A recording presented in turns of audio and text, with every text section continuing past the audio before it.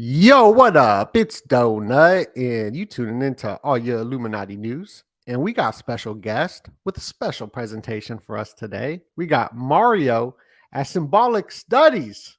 What is going on, Mario? Not much, dude. I'm stoked to be here. I gave this presentation a week or two ago on my channel, and I think it went really well. And since then, I've developed some new insights regarding all of this stuff. And so this version of the presentation is going to be even more thorough than what I did just recently. And obviously, you're the man to run this by too. So I'm really stoked to get your feedback on everything. Yeah, you know you tuning into all your Illuminati news, so I'm very excited. Once I heard you on I believe it was Chance's podcast, and you brought up like a week before you were releasing the Illuminati symbols, I was like, I got to message him right away. I got to get him on. We got to know about the symbolic studies because we had you on for the North Pole symbolism. What was it was we had you on? It was just a big podcast, and that information was, I mean, just incredible. Your research is incredible. How long have you been doing this? Can you give us a little background about your studies? Yeah, sure thing. So I've been a graphic designer for 20 years now. I almost can't believe that. It's crazy. But I've designed everything under the sun, logos and websites and billboards and album covers, t-shirts, you name it, sort of thing. And so it was a really natural transition for me to become interested in symbolism just in general. And I really started taking my research with symbolism very seriously, I would say, probably maybe 4 or 5 years ago, something along those lines. And I felt like I was making a lot of connections I wasn't hearing anywhere else. And I amassed this sizable symbolic reference library. And so that's kind of where my background is, just getting to know some of the famous symbologists out there and some of the famous works out there. I just started collecting what I could, and after a while, I felt like I just really needed to create a platform for me to get some of this stuff off my chest. So, for the last few years, I've been following each astrological sign during the sign itself, and I was creating content based around that. And then now I'm kind of leaning into a different direction with some of the new symbolic information I'm like really excited to talk about. And so a lot of that's baked into the presentation here. So yeah, Oh, so it's kind of been a wonderful. lifelong journey, but definitely over the last 4, 5, 6 years, I got really serious about it. Okay, wow. I mean, and your research is incredible. What got you into it? Was there a researcher that influenced you? For me, it was Jordan Maxwell's research that really got it going. Then Tessarian added on top of that, and who was your main influences on this research? Yeah, earlier on, Jordan Maxwell's work I did come across. I thought that was really interesting. I would say probably the tarot actually really inspired me to get much deeper into the symbolic, esoteric aspect of everything because I actually had a friend. It's really funny. He wanted me to design a tarot website for him, and he was a programmer, and he had already designed like probably the biggest tarot website on the planet where they were giving readings. You can pay to have a reading done, etc. And he said, I could do a better job than this. We should start a tarot website. But if you're going to design it, then you should know how the system works. And so he bought a few tarot books, and then I got a deck. And I thought I understood symbolism until I actually really started diving into the world of tarot. And then I realized I didn't really know anything. And so I would say just tarot in general, with the different decks that I've collected and with some of the people that have been involved in making decks. Crowley has a deck. Manly P. Hall had a deck. There's a lot of occultists that created their own deck. That inspired me to want to learn more Mm. regarding the world of symbolism. And so I would just geek out on certain cards and really just dive deep into everything that is going on within the artwork. So I would Yeah. say, yeah, that was definitely an avenue that opened for me was the world of tarot that led Did me to a you lot of other things. did you see this Economist magazine tarot issue in 2017? Oh yeah, absolutely. There's so much going on in there. It's absolutely loaded. Maybe before we start this presentation, for people who I know that the tarot is full of symbols, but that's not a topic I really talk about. Can you give us some uh, like pointers on just this magazine, because this magazine predicts the future and whatnot. Hmm. Hmm. Um, what do you see here when you do look at this? Right. Well, they're using some of the traditional symbolism that is found in a lot of classic decks. And that is definitely where my heart is. There's a lot of decks that come out every single year. And I think a lot of them are missing a lot of key components with the symbology. And so this is definitely leaning on, again, some of the classic decks like the Rider Waite and the Marseille deck and everything else. So you can see that it's a really simple color palette across the board with everything. They're trying to make it look like it's like woodcut, right? Woodcut illustrations and all of that. But as far as like what they're actually encoding in this thing, oh my gosh, that would be a whole episode in and of itself, But I do think it's interesting that they're showing the tower card right there. That's a card that I have always been really fascinated with. And tower symbolism in general and obelisk symbolism, I think, is definitely something that um, you, I feel as though I have a new approach. I think with a lot of the symbols that I'm kind of seeing out there in the world and in occultism and everything else. So when I see that central tower, I believe that there is a lot of things in occultism and with Illuminati symbolism that basically is a direct reference to the world axis.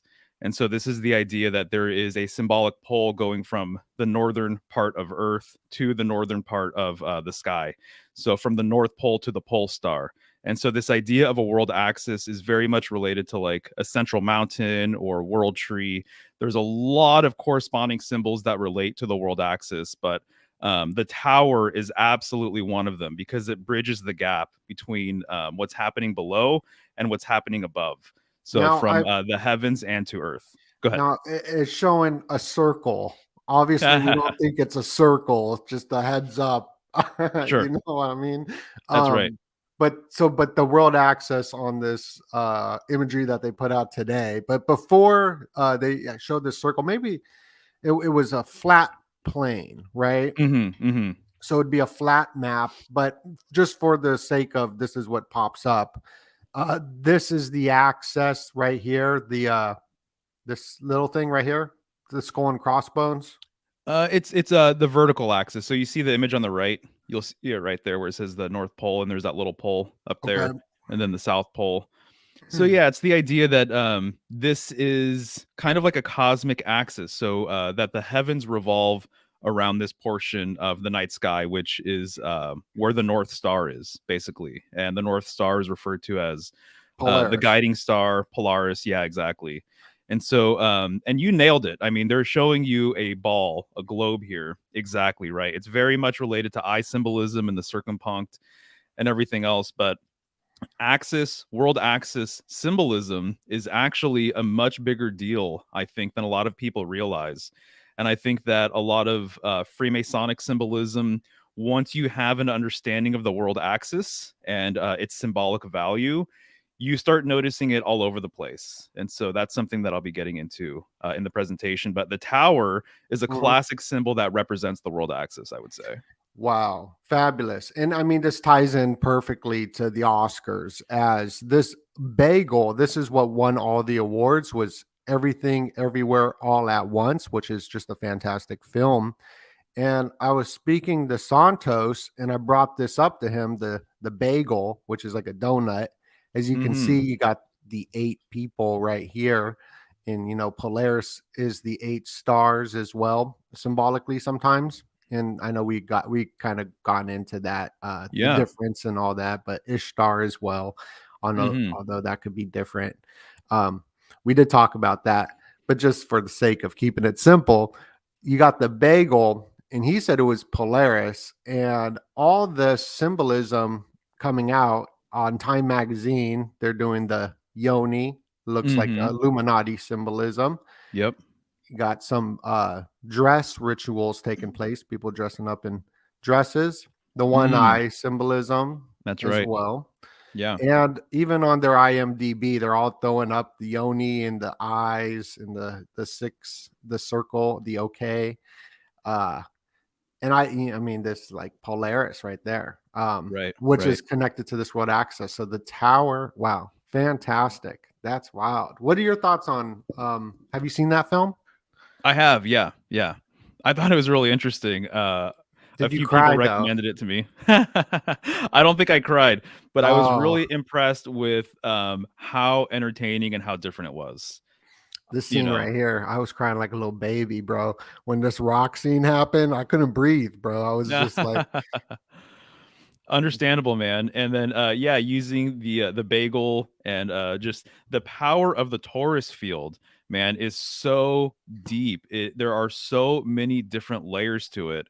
And so when I refer to the world axis or this tower or the world tree, we're talking about the middle of the torus field essentially that we live within. And so the the world donut axis, field. the donut field, dude, that's exactly right, 100%. And so the world axis can also be referred to as the cosmic axis because I really think it's the same thing. We're dealing with a nested toroidal system. So that middle part of the donut, it's the same no matter how big of the torus field you're talking about, no matter how it's like a Russian dolls sort of thing, where it's just everything is kind of embedded into itself. Yep, there you go. And you need to understand the torus field in order, I think, it unlocks a lot of properties having to do with electromagnetism. So electricity, magnetism, polarity, understanding polarity, the positive and the negative of everything. Yeah, exactly right. So it seems like Mhm. it's the pattern of life, truly, in so many different ways. It's donut, the donut field. Yeah, I'm so That's it. happy that this is so important because I had no idea when having that name that there was this huge connection.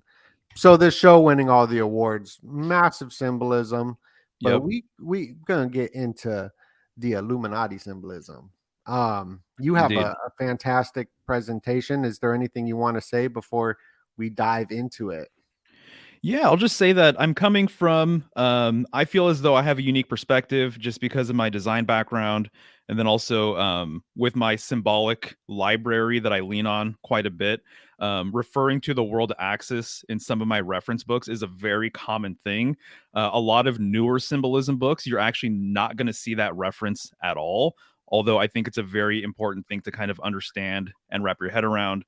And because I don't think we're living on a spinning ball floating in space, that has also informed me and has informed my just perspective with symbolism in general. So it's kind of just like all of these different things kind of add up to my overall perception of what I see out there. And so when I was thinking about Illuminati symbolism recently, I just felt as though I needed to get some of this stuff off my chest and just present things through my lens. And so, really, what this presentation is about is it's about a few very specific symbols, which are all seen right here. So, I am predominantly focusing on the all seeing eye, the eye of providence, pyramid symbolism. We're going to be getting into brick symbolism, what that's all about. And then the idea, too, of a new world order and what that ultimately represents and means through this lens that I have. So yeah, Fabulous, fabulous. So starting it off with this pyramid with the all-seeing eye, what's you want to should we start off right here on slide 3 or would you like to yeah, go yeah, to slide yeah. 2? Let's go with slide 2, and then we can just progress from there. So this is obviously the back of the $1 bill. I do have a arrow pointed to the number 1, and so everybody knows in order to make a number 1, it's just a simple vertical line, right? And so if you're going to show number 1 using your fingers, you're just going to have your index finger up. And so the idea of 1 is very much connected to the world axis because the world axis essentially symbolically is a pole. Like I said, it's corresponded with many different things over time. But the idea of a pole or vertical line is, I think, alluding to the world axis in and of itself. So I think it's kind of curious that you're going to see the pyramid with the capstone on the $1 bill. And if I'm not mistaken, no other bill, correct? You know, I what I know about this is it's the seal and the guy that was the 33rd vice president, part of the Theosophical Society, had this placed on the silver certificate. It was Hmm. on the coinage at first, but Yeah, I don't think this is on any other bill, but there's symbolism all over the other bills. But one, yeah. And I also heard that even one, like how many times one pops up, the word one is hmm an occult number as well. exactly Super right. deep. Yeah, it's Yeah, super yeah. No, deep. I think so too. And the fact that they're putting it right there, in God we trust. You can make the case, and I've done presentations about this, relating the world axis to a god-like figure, because the world axis, as I've been saying, it goes from the North Pole to the northern sky, and the northern sky has a lot of symbolism relating it to the throne of God. And so that's a lot of what I'm going to get into here as well. The throne of God, or the eye of God, the eye in the sky, things like that. So Polaris has a direct connection with eye symbolism, as we'll see. Interesting. Yeah. Yeah. So the dollar bill, the pyramid, the all-seeing eye, Yep. Yep. New World Order, even though it doesn't say New World Order, but it pretty much does. Novus Order Circularum, the New Order of the Ages, right? Correct. Yes, Or indeed. something like that. Yeah, I have it written up in one of the future slides. Yeah, yeah, yeah. So Yeah, I here it might is. be jumping to The prematurely. I'm Oh excited. no, I'm dude, even you're at all the good, man. symbolism. So this is the Eye of Providence, right? There's so many different variations of this symbolism out there in the wild, and so it's all over the place.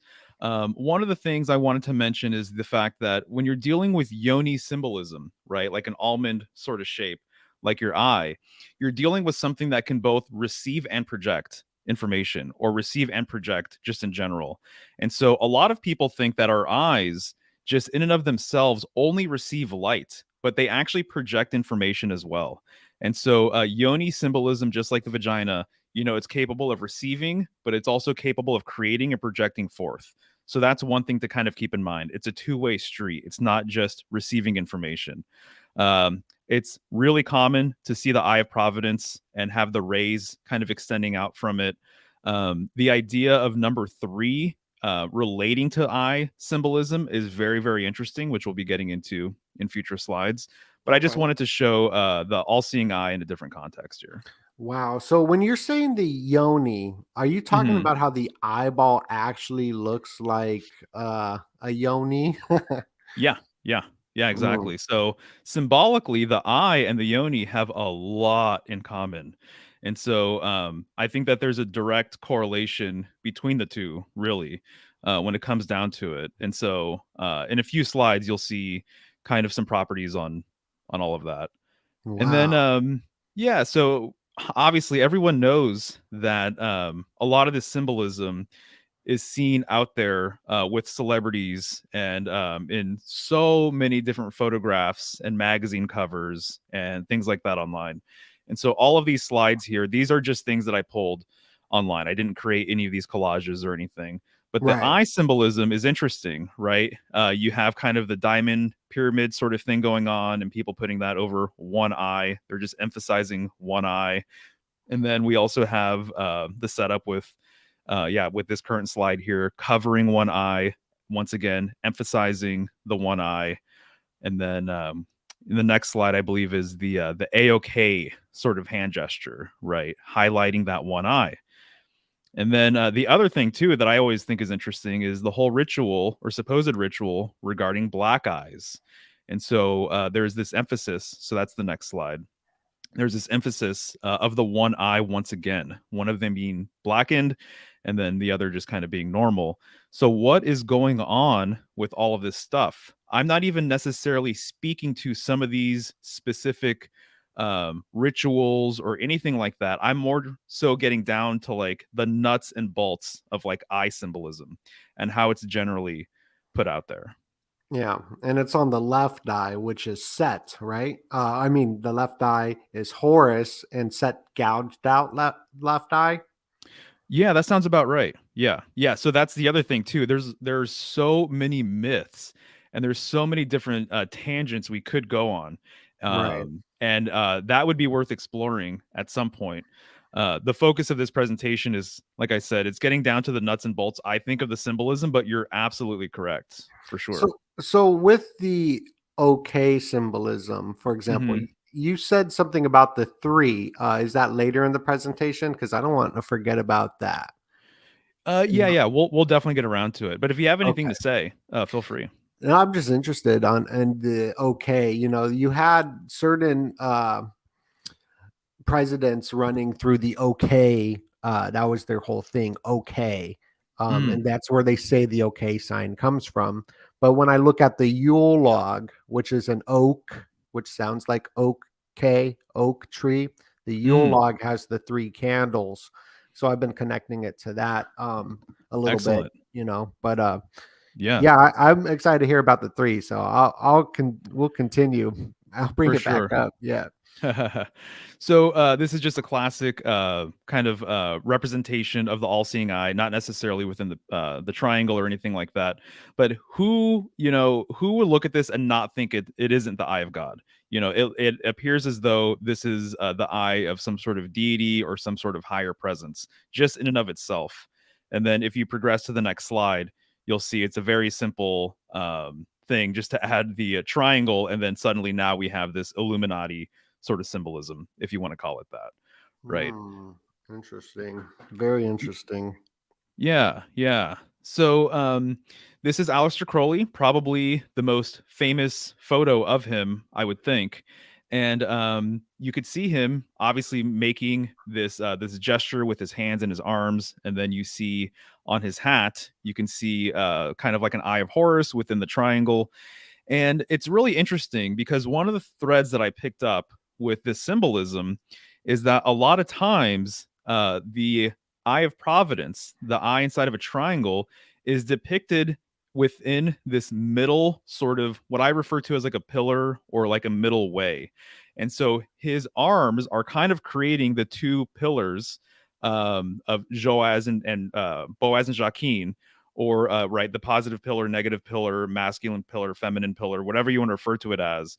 But he's almost kind of creating a similar gesture with his arms, but right there, right in the middle above his head, is on the hat this eye of providence. So it's indicating to me a middle way, and this is a very important sort of thing to realize that we'll be getting into. This is like a theme of the presentation of the third pillar, or what I sometimes refer to as the first pillar. And because it's on his hat like this too, I immediately think of the concept of the third eye, right? And this idea of a third eye, the pineal gland. And there's a direct correspondence with, I would say, Polaris and the pineal gland. And there's an as above, so below kind of correspondence with how the cosmos is designed and how we're designed. And so there's a pattern that you can see reverberating to me throughout nature, including ourselves. We're toroidal in nature, and so is the universe, seemingly. Um, and so that's what I really wanted to emphasize here, though, was that middle way, that middle path, kind of in between the two pillars symbolically. And just for the record, this seems like a really good platform to say this. I think when you're looking at Crowley photos, I believe, to me, it makes sense that there has been multiple Crowleys. And I don't know the ins and outs of who was pretending to be Crowley, or when they swapped out any of these figures. But when I look at a lot of his photos, I don't know if you've ever noticed this, but some of them look wildly different from each other. And so it makes me wonder if he was actually more of a construct or a figure, and that they actually had different representations of him throughout the years and in the public. Have you ever noticed that by chance? That's a great point. He had his book of lies, right? And Mm-hmm. so he always did the pranks and jokes, but you even see this today with MF Doom, like the rapper or whatever. Like, is Yeah. he performing on stage or is he not? I think that's really good.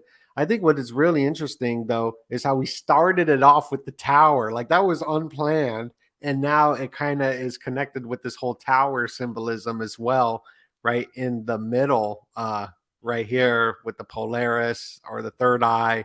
And then you're just saying the third eye. I'm starting to see where maybe you're heading with the three that I've been asking about. Yeah, yeah, absolutely, for sure. And then even too, that hat is triangular in and of itself, and then there's a six-pointed star behind it. the Star of David, right? The easiest way to draw it would be to have an upright triangle and then a downward triangle, and then you just kind of fuse them together. And Hmm. so, to me, the upward triangle is definitely more so emblematic of fire. The downward triangle is more so related to water. And so it's very much the unification of the opposites, positive and negative, masculine, feminine, etc., which I consider to be very mercurial sort of in nature. And that's another theme that we'll be getting into throughout the presentation. Yeah, wow. That is very amazing. I'll go to the next slide. Sure, sure. Who's this? So this is Madonna. I thought And it was so Madonna. yeah, yeah. And I'm sure a lot of your viewers are well familiar with a lot of these famous examples, right? But she has the pyramid on the back of her jacket, classic symbolism. The thing I'd like to point out, though, is that the pyramid is made of bricks. And so brick symbolism is actually a whole thing that you can go down.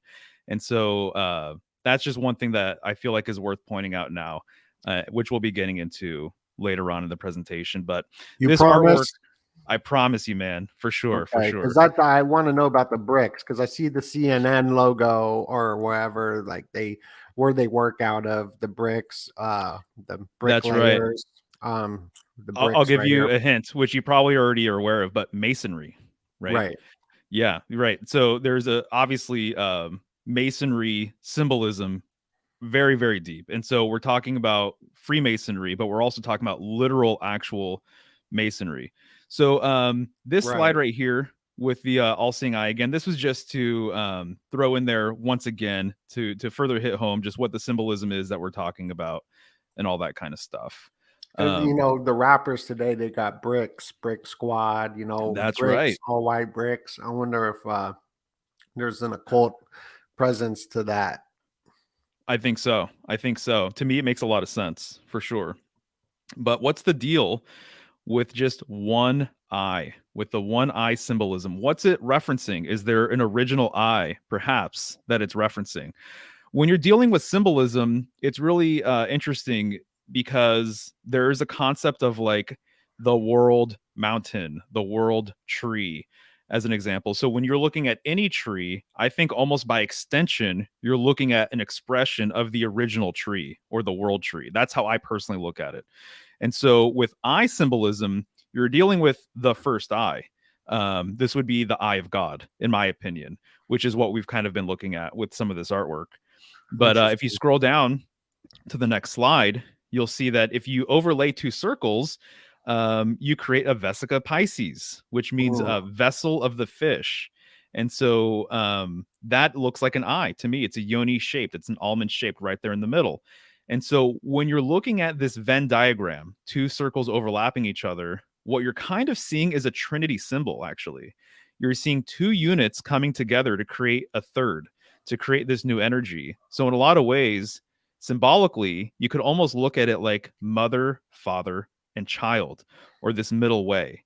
And so this gets into the three symbolism, like we've been kind of talking about a little bit. But that symbol right there in the middle, if you go to the next slide, you'll just What see does that this mean again? You said the fish.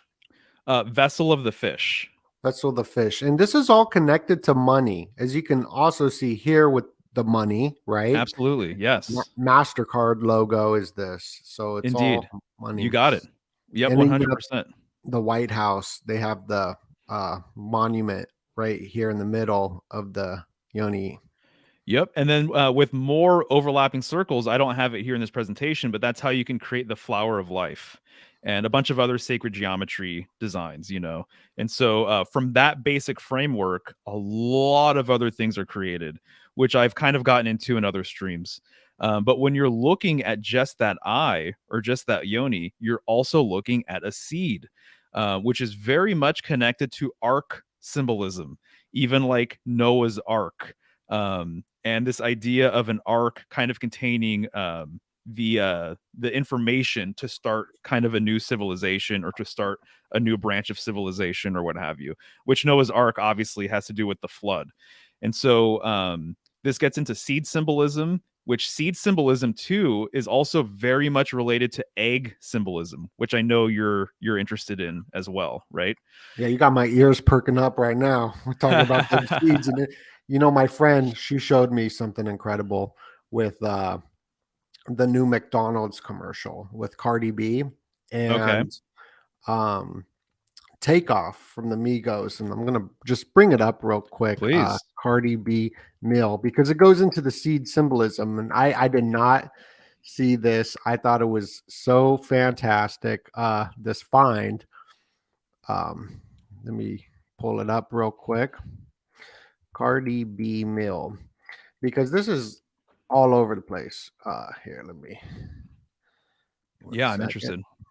Yeah, because I thought this really, I was blown away. One second. So I don't forget to share this. McDonald's menu. Where's the Cardi B menu? Now I gotta find the Cardi B. Dang. Uh okay. McDonald's Cardi B meal. I thought this would have been it. Okay. I'll just go to the images. So the Cardi B meal, I pointed out how the Coca-Cola was Cardi B because she was holding that. Mm, See if I can make this bigger. Cardi B was holding the Coca-Cola and Offset was holding the high C. mm, So I was like, those interesting. are the hips, and I sounded perverted when I was like, that's Cardi B's hips right there. That's that booty. Um, I sounded like kind of like, okay, but my friend, she pointed out the most amazing connection that went deeper is that Offset's burger had the seeds on it. So the Oh, bun had the seeds, and Cardi B's buns didn't have the seeds because the male oh, has the seeds and the woman uh, doesn't. gotcha. Right, right, right. I just thought that was No, definitely. incredible find. No, no, that's very perceptive and high C, and then the C I think of three, and then Coca-Cola 3 3. C being the third letter, basically. Right, And so right. I'm kind of Wow. just seeing it's just interesting the amount of C's going on with just the drinks there. Yeah. What else do you see here? That's interesting. The high C. It's supposed to be for vitamin C. Whoops. Yeah, You- right here, for one thing, the apple pie is the right. Freemasonic compass. Exactly, which we'll be getting into that too in this presentation because it's very much related and it's like right there. But that is the pattern, right? That's supposed to be on the apple pie, it looks like. But I mean, that's the whole thing behind it is that all of this stuff it registers subliminally, on a subconscious sort of level. So it's amazing that on a conscious level you're not paying attention, but you're still getting all of this information. It's really really wild, and clearly they've perfected this art, this craft of being able to just inject the symbolism all over the place. So I did a presentation years ago on subliminal advertising, and some of the stuff I learned about it completely blew my mind, and I still think about it all the time. What was Um, one big takeaway from it? Because it blows my mind too. $1 billion industry using things like them having the C for mhm, vitamin C.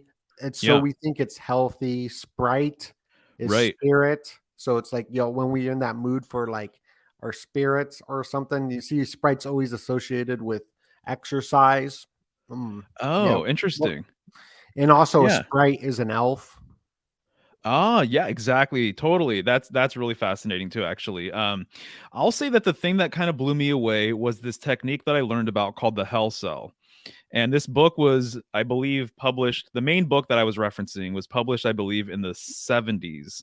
And it was saying that they had just done a lot of research and they realized that when you put subliminal death imagery or gore or horror within an ad. So the whole thing about airbrushing the cubes, the ice cubes in a drink, so that there's a skull in there, or there's a spider in there, or there's something kind of grotesque, that they realized that people have this response where it actually made them more interested in buying the product. It didn't turn them off. They actually felt a response where it actually did better, like in focus groups and stuff. So if there was an ad and there were subliminal death images embedded in the ad, it did better than the ads that did not have that. And so when I think about, as an example, like the Surgeon General's warning on cigarettes, it's really basic here in the US. But if you go to other countries, some of these Surgeon General's warnings are like full blown images of like black lung and premature babies and like cancerous mouths and things like that. And so when I see stuff like that, I actually don't think that they're trying to discourage you from smoking. It probably helped sell more cigarettes because it's working on a different level. And this is has been referred to as the hell sell technique. Is that actually, for whatever reason, people resonate with that and they end up buying more of the product if they subconsciously think it's dangerous or what have you. So that's Yeah. one of the bigger things that I took away from it. Yeah, Freud's Death Drive talked about it, I believe. I think that was Freud. But yeah, that the cells go up when you put the warning that it's dangerous. And even in a conversation, they've done studies. They go a different direction if you bring up death in the beginning of a conversation. So in a movie, in a Super Bowl, whatever it is, when they bring that up, the whole thought process changes. So the hell cell, like SELL. Yes. Yeah. The hell cell technique. So to me, that was really intriguing. I'll say this too. I thought this blew my mind when I read it, but the book was saying that they had perfected this technique back in the day for magazines. That they know that if you're going to read a magazine, you're just flipping it from page to page. And so what they would do is on one side of a page, they'll have one image, and on the back side of that page, they'll have another image. And so when you're flipping the page over, a little bit of light is going to shine through that page. And so they figured out that they could actually create a composite third image by fusing the image on one side of the page with the image on the back side. Does that make sense? So then you're getting a new subliminal image as you're literally flipping the page. But if you're just paying attention to an ad on one side and then the ad on the other side, you would never think anything's going on, but you're getting the hint of some kind of ghost-like image as you're turning the page, which I thought was really sophisticated for back then. And so who knows what they're doing now, you know? Oh wow, I'm happy you brought that up because that's what I think is going on with the Economist magazine of 2022 and 2023 Oh, yeah? because it's the exact same image, and I'd like you to take a look at it whenever I uh, make a Sure. Photoshop of it, but I'll just show the audience. It's something I've been looking at, but I think you looking at it would be much better than me. But this is the 2023. I know it's a little small. Apologize. When I edit this, I'll make it bigger. But Sure. this is the 2023 one and the 2022 one, and I overlapped them together Oh, and it did make a like a different image. So there's like three nice. images with these two. So Oh, interesting. I would like to see the yeah. composite image sometime. Yeah, it looks kind of confusing, but Uh-huh. it's I think that's what's going on. And isn't this called is this steganography in a sense? Not really, but maybe a little bit. I'm not sure, actually. Yeah. It's an Yeah, they interesting technique, though. yeah, they'd be putting hidden messages. Thank you for sharing that. I'm gonna go Yeah. try to find that book. That's amazing. Yeah. You got it. You got it. So yeah, so regarding the eye, right, and the yoni, these are gateways. We call the eye or our eyes the gateways to the soul. And so the vagina, the yoni, is the actual gateway into this reality, basically. So we're looking in many ways at a portal or door or an opening. And so the eye very much has this same symbolism kind of baked into it Yeah. as well. I find it Yeah. interesting that Pac-Man in Japanese used to be called Puck-Man, but it's missing a slice of pizza in the Pac-Man, which is like an opening in the Pac-Man. And Yeah. they, in Japanese, it's called a kuchi, which means an Huh. opening. Or and so I wonder if that's where we got that term in our culture is from. Interesting. I did not know that. I hope so. Uh, Okay, so if you just notice, right, I'm just showing you that all you have to do is add this triangle, and you have the classic symbolism. So the symbolism itself is very basic. It's super simple, but it conveys a lot of information. And so moving on. This is a diagram or a chart of the chakras, the classic traditional chakra system. So I know that there's a number of systems out there with different numbers of chakras and things like that, but there's a few important things I wanted to point out here. One is that there's 7 chakras. 7 is a very, very interesting number for so many different reasons. The 7 traditional planets, 7 days of the week, 7 colors of the rainbow. By extension, too, I also mention now Ursa Major having 7 stars and Ursa Minor having 7 stars to them. And these are northern circumpolar stars that revolve very closely around Polaris. So I think a lot of septenary symbolism, the number 7, I think a lot of that is actually a reference to Ursa Major. Whereas I think that a lot of people may just assume that it's related to the 7 planets. Absolutely, that is part of it. But there is a correspondence as well between Ursa Major and the 7 planets that maybe we can get into at some time. But notice the arrow is pointing at the pineal gland, which would be like the third eye. And notice that it's right above the chakra, whose design is basically a triangle.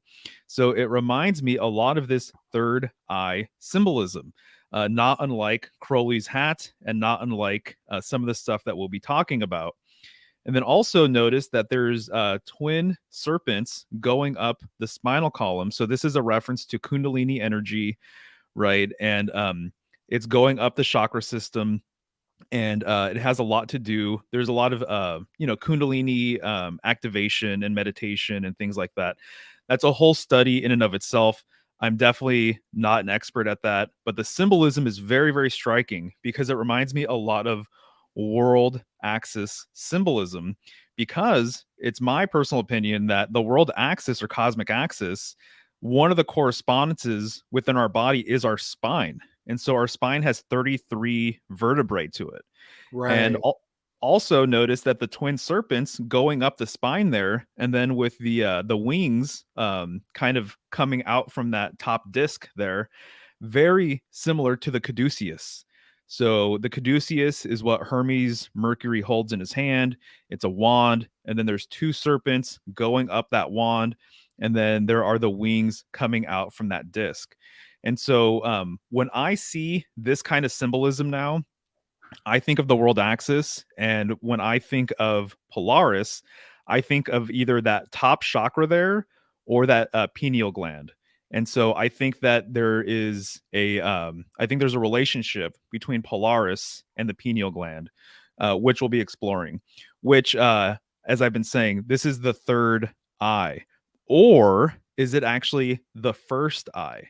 And so I've been kind of changing my tune with that a little bit, because I think that there's something to be said about that. And so here you see a woman, right, with a bindi, with a dot on her forehead.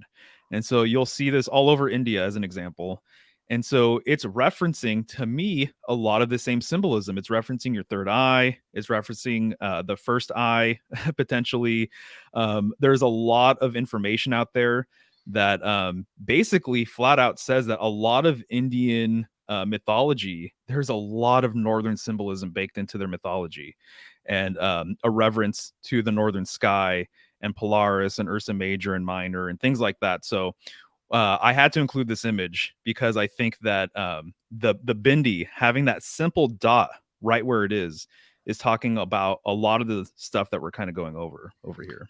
Yeah, and I mean, all of the religions have something to do with the forehead. You got the tefillin for the Hebrews. You got Yep. Ash Wednesday for the Yep. Catholics, where they put the ash right there Hmm. too. So very interesting. Yep. Yeah, yeah. And that dot, by the way, just having a simple dot, which is also part of this presentation. If you just put a dot or a period on a piece of paper, what is it referencing at the core? It's representing a symbolic center. And the center of centers to me is the world axis or the North Star. That is what all of the heavens revolve around. And so this sacred center concept is something that I've really gotten into over the last year or so. And So so I think that's partly what it's expressing. Go ahead. do you think it's like a macro microcosm, micro macrocosm? So we have this center Polaris in our own bodies, and then in the universe, there's the Polaris North Star. So it's like Absolutely. Okay. Yep. Yeah, yeah, you totally got it. That's how I look at it. So when I refer to the sacred center too, yes, there's multiple. There's not just one, but there's also your internal sacred center, 100%. There's also the internal as well. Yeah, yeah. Wow. Yeah, Wow. So this Illuminati symbolism going deep. It goes deeper than the Illuminati because that's it way does. more ancient. Exactly. Illuminati's Exactly right. only like a couple hundred years ago. Yep, yep, that's right. And so I'm very fortunate because I have a friend in real life. He's also a client who collects artwork from like the last like 600 years. It's really, really incredible that we've even gotten to know each other and that he shared with me so many prints over the years.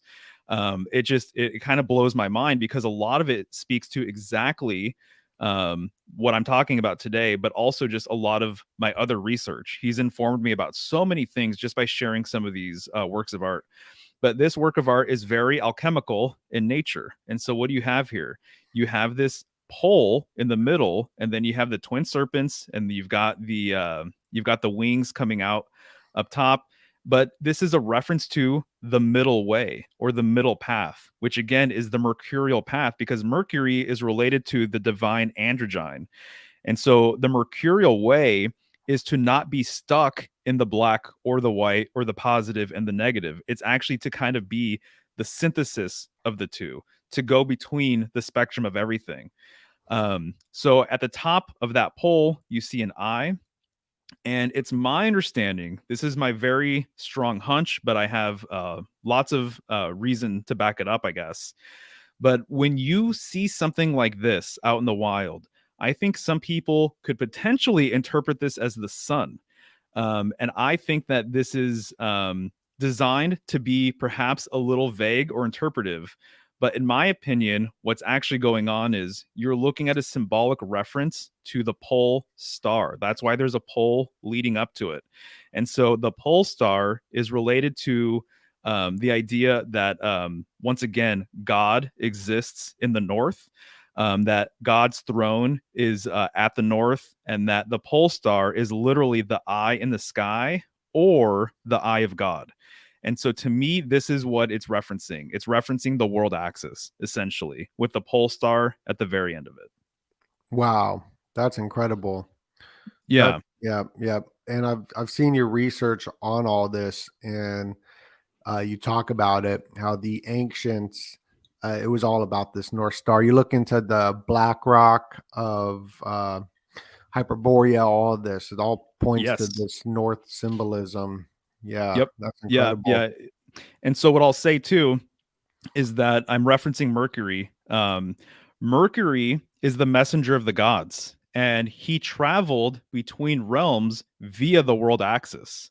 And so when you see the serpents or a serpent going up a tree, a world tree, or going up a pole, or going up a spine, the correspondence is with Mercury traveling from realm to realm. He is the messenger of the gods. He's the one who holds the caduceus, which is a wand, which is the world axis, which has the two serpents wrapped around it. And so he goes from place to place via the world axis, which is also known as the stairway to heaven. There are many concepts of people basically that when they pass on and when they transition, they actually go to the northern sky. So to me, the stairway to heaven actually is kind of a literal thing. And it has a lot to do with the northern part of Earth, and it has a lot to do with the northern portion of the night sky, which I have artwork in this presentation that'll kind of show you what that's all about.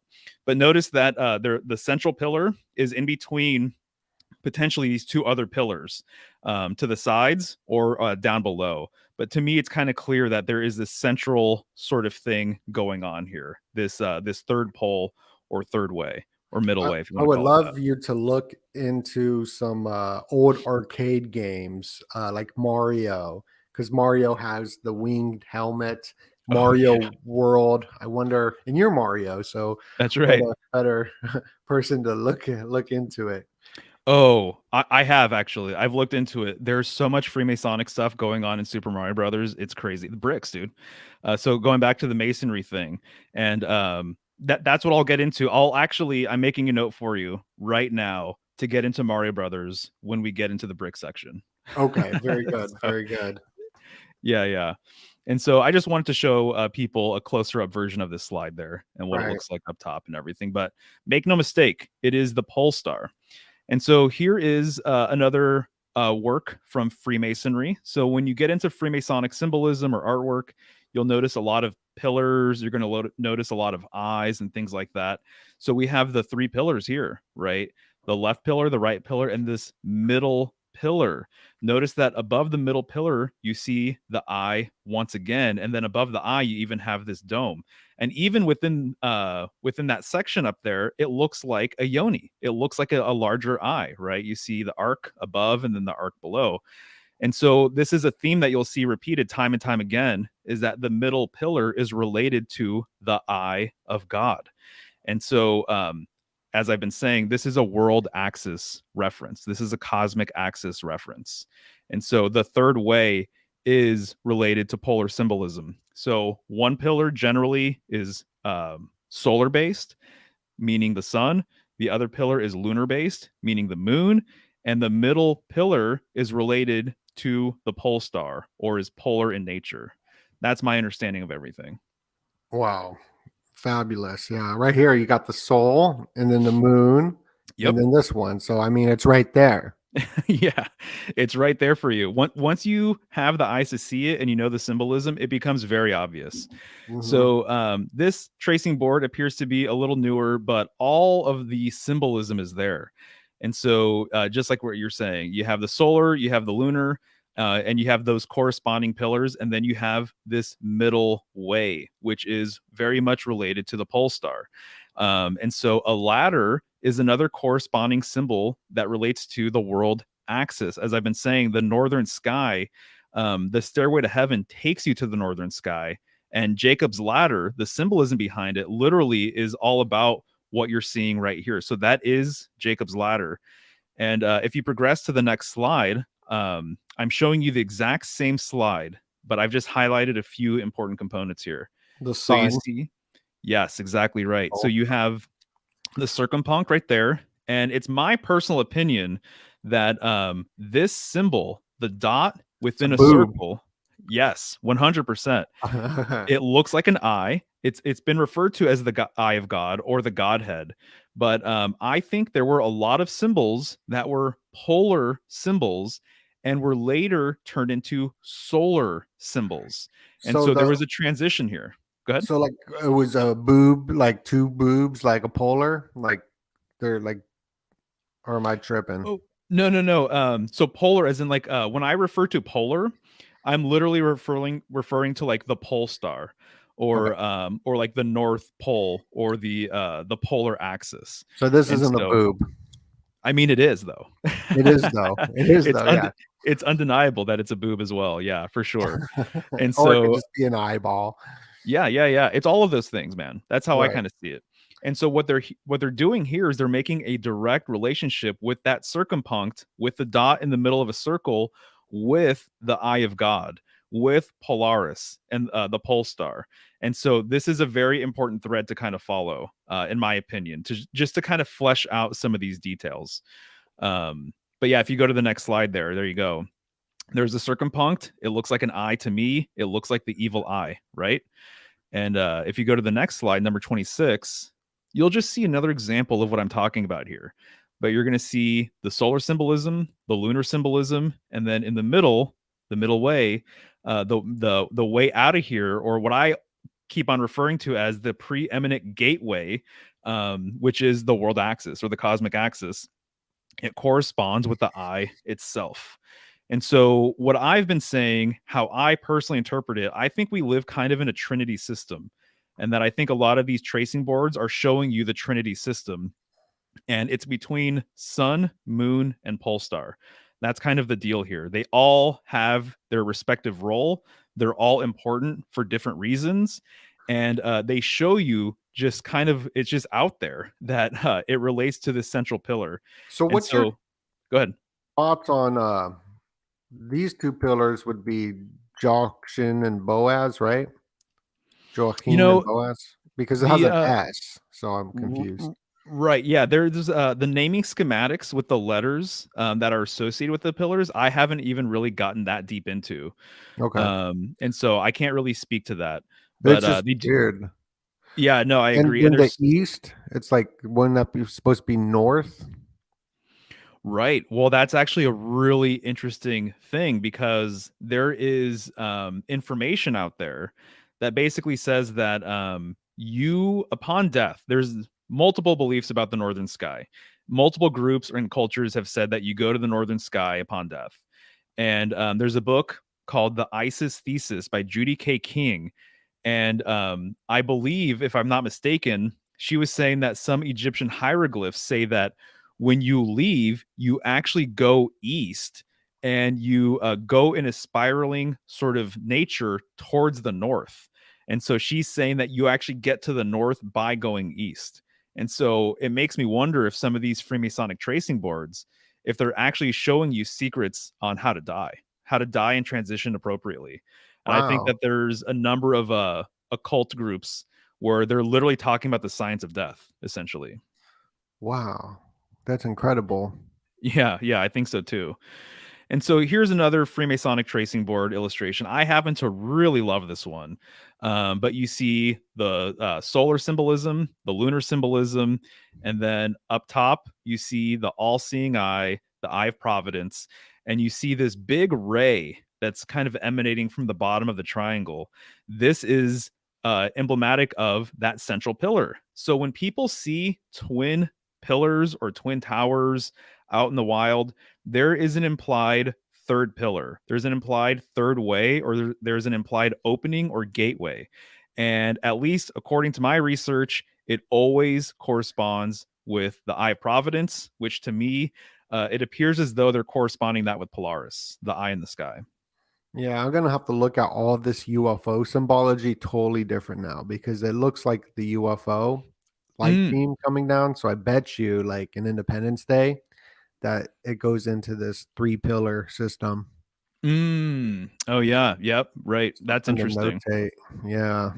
Um, yeah, man. I mean, I've seen triangular crafts several times actually Yeah. in the sky. The triangular crafts is people see that a lot. Yep, You yep. actually seen a triangular craft yourself? Yeah, I used to have third generation night vision goggles. And so for a number of years, I probably had them around for like a decade or so, but I saw the triangular craft a few times. My girlfriend has seen it. I've had some friends see it too. And it's pretty wild and trippy. Yeah, so I've seen a number of things over the last like 10 years or so. I've used those military grade goggles where you can see the UFOs and motherships in the sky. And Yeah. I still think it's a flat plane, but I do see the UFOs when you put on these goggles. But you saw the triangle craft. It must have been very close if you Yeah. could see it like that. It was wild. Yeah, it was hauling ass. And that I've seen a lot of other things too, but that was the one that like you could actually see the physical body of the craft for sure. Right. And And now so after you saw it, did you just forget about it like the next couple of days and then like no. okay, because that's I something I that I've haven't forgotten noticed about it. that when miracles happen or phenomenon, it's like, Mhm. what was that? I heard one of these loud mystery booms a couple weeks ago, Oh and I yeah. was like, that was nuts. And then I forgot about it the next day. And then I remembered, I was like, oh yeah, that happened, you know? So when these miracles happen, it seems like we forget it a lot, but that one stuck with you. Yeah, I paid like I took out a credit card at the time and I paid like $3,500 for like really high-end goggles, a monocular. And so all of the things that I ended up seeing over that time, they're all seared into my mind because I was so interested in wanting to know what's going on up there. And to be honest, I have more questions than answers now, even though I've seen a bunch of wild stuff.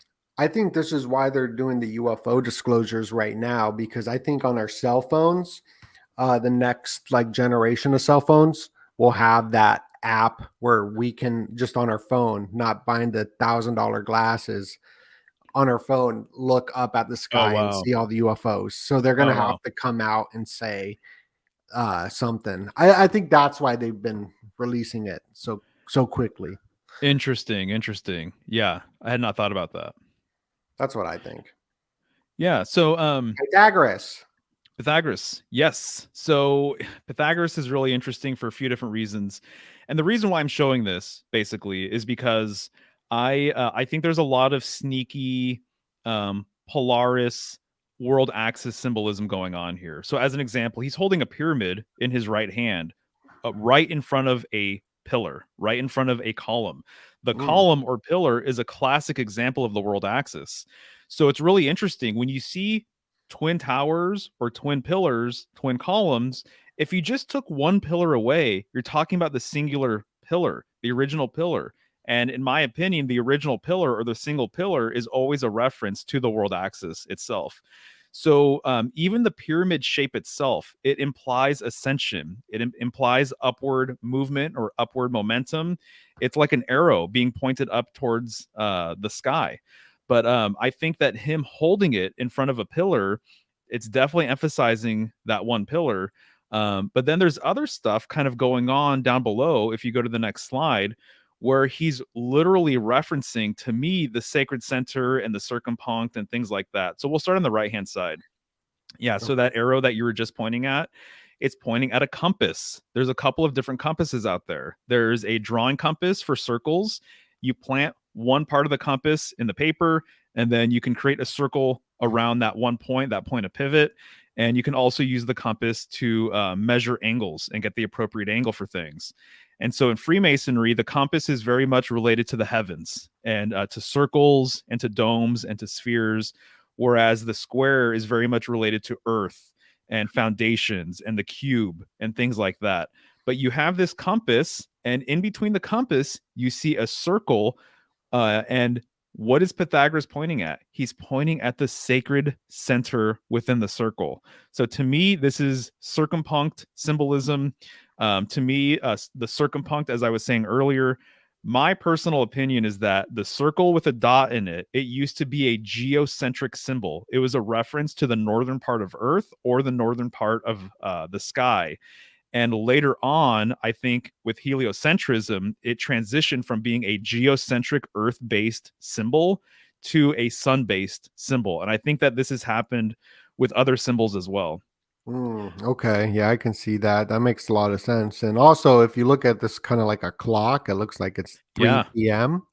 Yeah. And then the new 3-6 Mafia Saturn logo is pointing to 3 p.m. So I wonder if there's something Oh, up with that too. there could very well be. Yeah, absolutely. So this comes from the Secret Teachings of All Ages, by the way.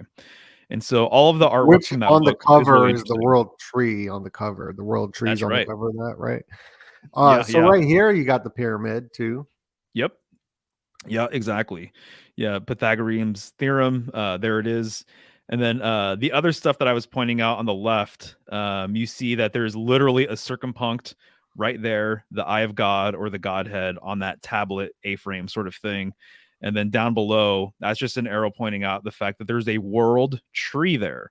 And so Oh, when you're dealing with the world tree, that trunk is the axis that I'm referring to. That's the correspondence. So when you're talking about the world tree, you're talking about the torus field that we live within. You're talking about the the world column or pillar. It's all very much the same thing. And then even too, I didn't point it out, but there's a little pyramid right there in the upper left of that tablet, and then you've got another compass right there as well. And so there's other things going on here, but there's a lot of to me sneaky symbolism relating to the sacred center. Also, the other thing, and I believe Juan maybe was the first person that shared this with me, but there's a myth that Pythagoras had a golden thigh.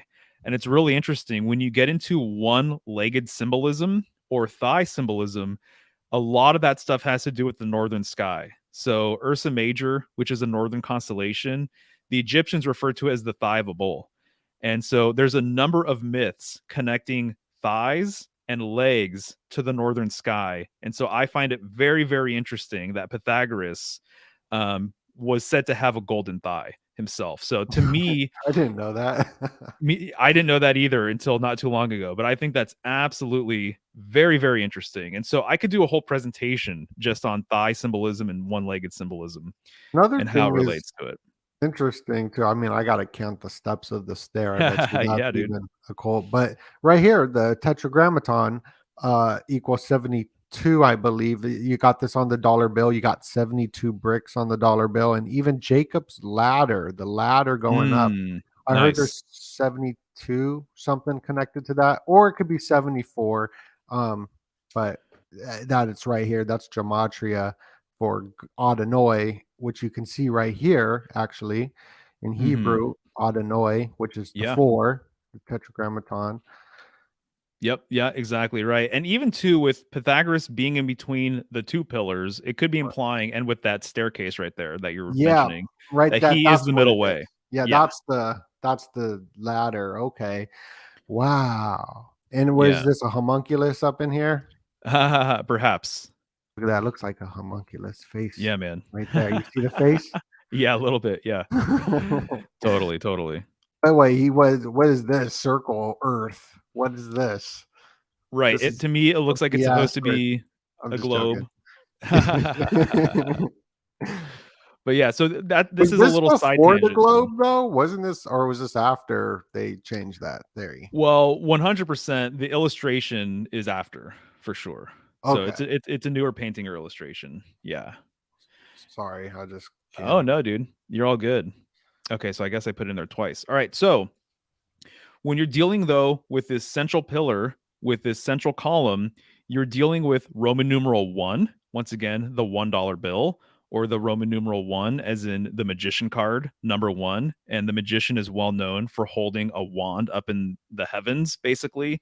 And the magician being number 1, it's very much related to world axis symbolism through and through. I made a whole presentation called the magician's wand, and I kind of bridge that gap and I make some of these connections. Um, and so you're also dealing with the letter I, as in me, myself, and I. And isn't it interesting that we refer to the I, EYE, as I, and then we refer to self as I. And so there's a correspondence and there's a connection phonetically between the word I as an eyeball and then literally this letter I. And I believe it's my understanding that literally this I, this central I, once again is a reference to the world axis.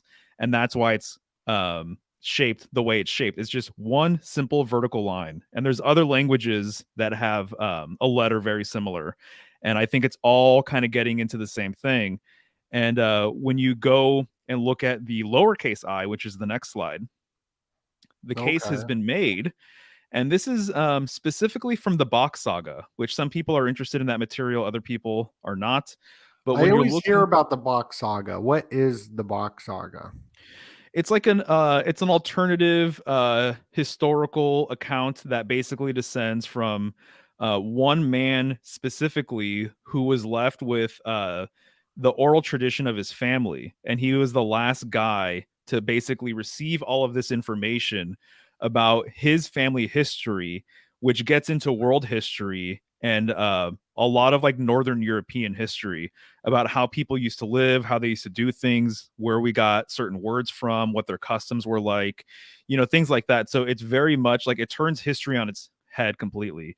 And there's a lot of things I'm not that interested in with it, but there's a few like etymological wordplay sort of things that he talks about that I find to be very, very fascinating. So, as an example, one of the things he talks about is that the lowercase I is literally the vertical line is the world axis, and the dot on top is literally Polaris. It's the pole star, which I found to be kind of mind blowing when he mentioned that.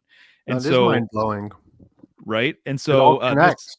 it all completely connects with each other. So that vertical line of the eye and the dot on top could also be the pineal gland, as an example. But it's the pole star and the world axis, the world pole, basically. Yeah, and that why it's so important to have the iPod and the iPad Yes, you and the got it. AI. I think so. I think so. Yes, I agree with you. And so it all goes back to that pole. And so pole has the word or polarity rather has the word pole within it. So you're dealing with the positive and you're dealing with the negative. And so pole symbolism is very much related to phallic symbolism as well. And so I've gotten into this in other streams on my channel. But the eye, the column, the world axis, it all relates back to the pole, in my opinion. Wow. Yeah, the barber pole. Yeah, exactly. And so this is the Kabbalistic tree of life. So when you're looking at it, the pillar on the left is referred to sometimes as pillar of severity. The pillar on the right is referred to sometimes as the pillar of mercy. And they're just showing you that The there is three a pillars. central pillar. There's three pillars. And Wow. notice that the central pillar goes above and below the other pillars because it is the pillar of transcendence. It's how you get out of here and potentially how we even get here as well. um I think it's worth mentioning that there are a lot of, and if you want to get into this at some point, we definitely can, but there are groups, esoteric groups, that use the Northern Gateway as a means for ascension, which is a whole rabbit hole. But suffice it to say is that there's a number of traditions that look at the stairway to heaven at the north as a means to go to other places on an astral sort of level. And so also notice that that central pillar, the top Sephiroth, Kether, has the symbol for air on it, right? Which looks like a pyramid with a capstone. And then the bottom one is going down. And the bottom one is going down. And then even that, the Sephiroth right there, yep, has a circumpunct and then another air symbol. And there's a hidden Sephiroth right here called Da'at, where Darth Vader comes from, I believe. Yeah, yep, that makes total sense to me too. For sure. Yeah, exactly. It's not showing it, but it's there. And so this is just me highlighting the difference in size with the two pillars and then that third pillar, which oftentimes is actually not even seen. But you can just see it clearly right there. But It's right there. That's wild.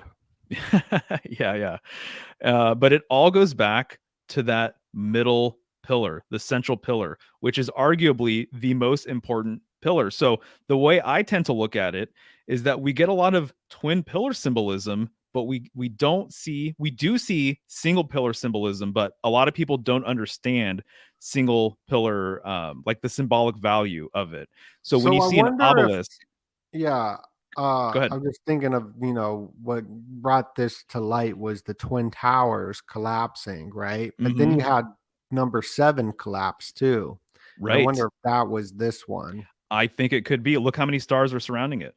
7 stars. Oh, dude, there you go. That's crazy. That's Yeah, crazy right there. See, that's information nobody's uncovered, and you hearing it first here at that's right. the Donut Factory with Mario at Symbolic Studies. So I mean, we're going to continue, but this is what it's all about. Is go and subscribe to Symbolic Studies. I got Mario's link all down below, and make sure you hit that like button and subscribe.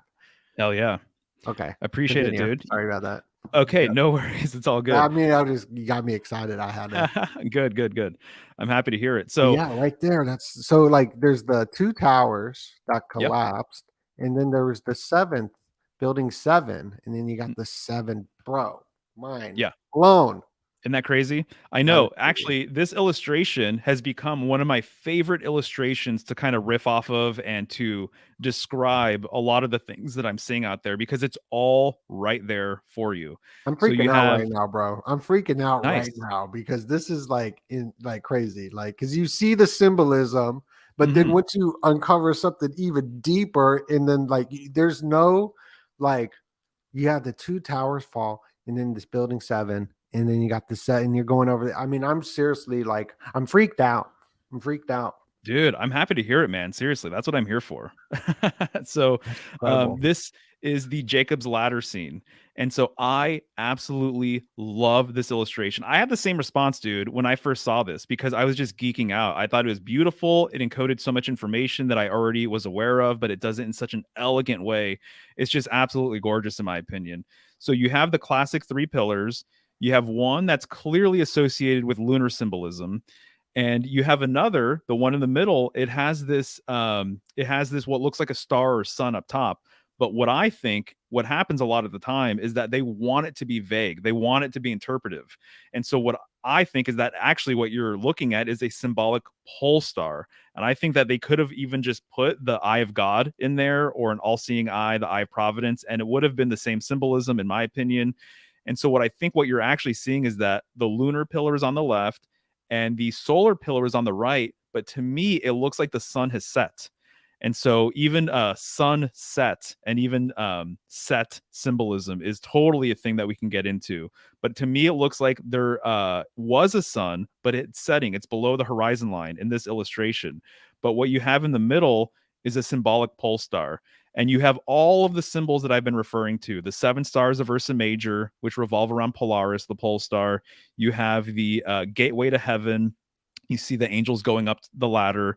And then you also have that serpentine like symbolism with the central pole, with the vine going up it. So this is, I mean, again, just look towards the some of the illustrations I've already shown with the Kundalini serpents and everything else. When you see something wrapping around a tree or a pole, it's referencing the central pillar, in my opinion, or symbolically your central pillar, which would be your spine. And Well, again, 33 vertebrae in the spine. Go ahead. and just to add more onto this whole 9/11 stuff, because the towers were built on a Trinity trident, and then what do you got right here? You got Ooh, the trident symbol right here, right? The three pillars, yeah. the trident.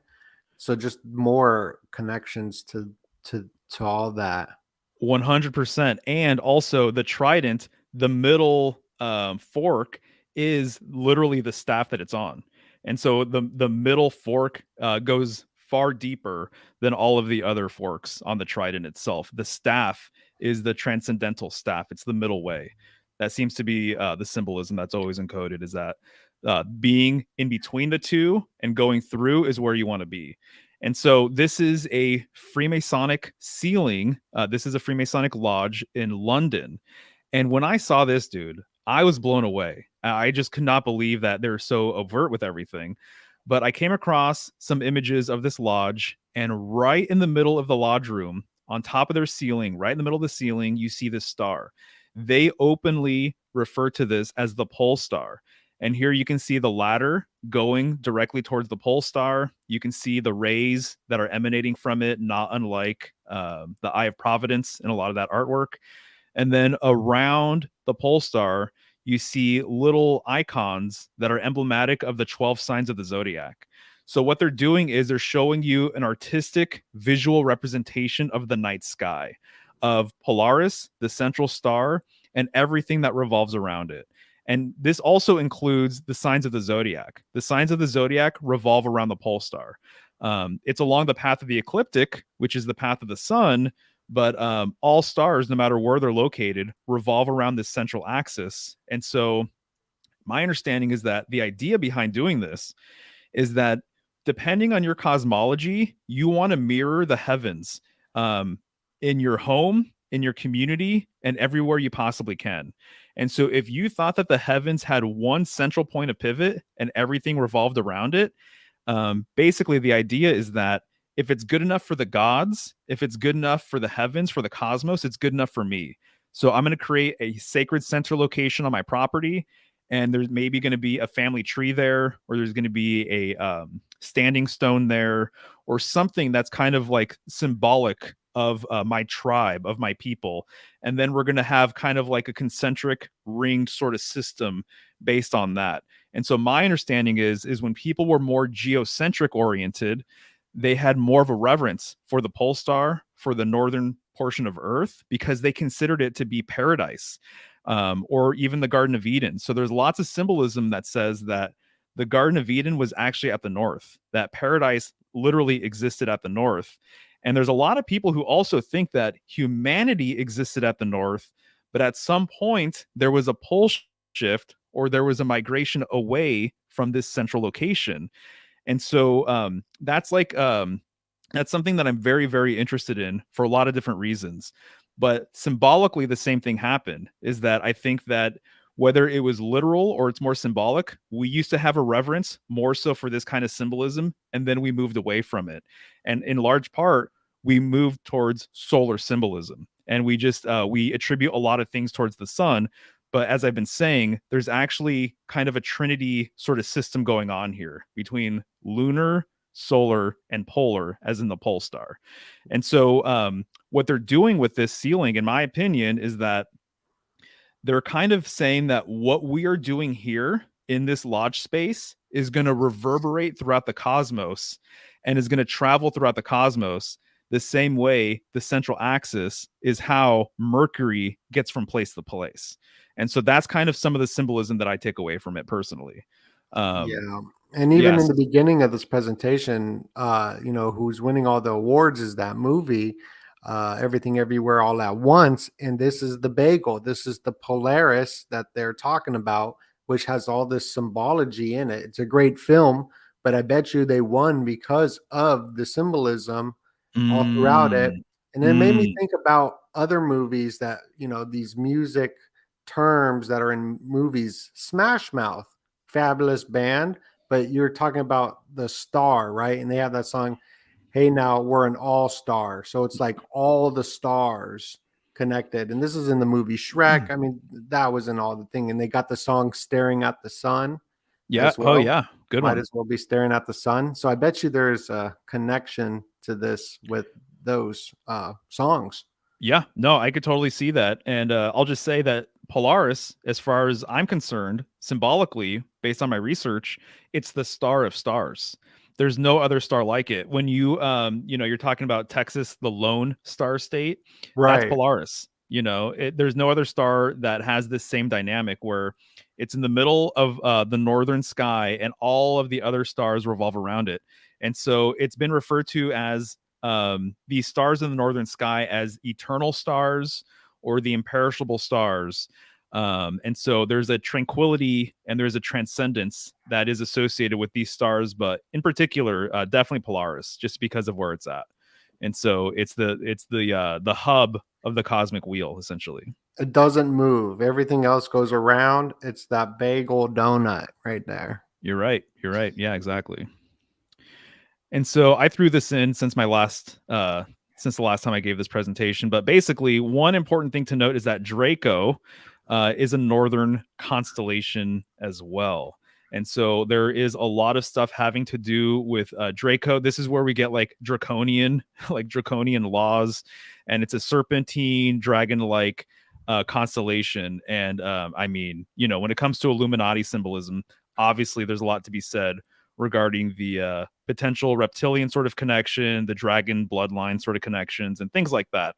And so Draco is a northern constellation, and depending on your cosmology and how you think things play out with the precession of the equinoxes, if you think that that is a thing that occurs, is that there's this constant shift in the heavens.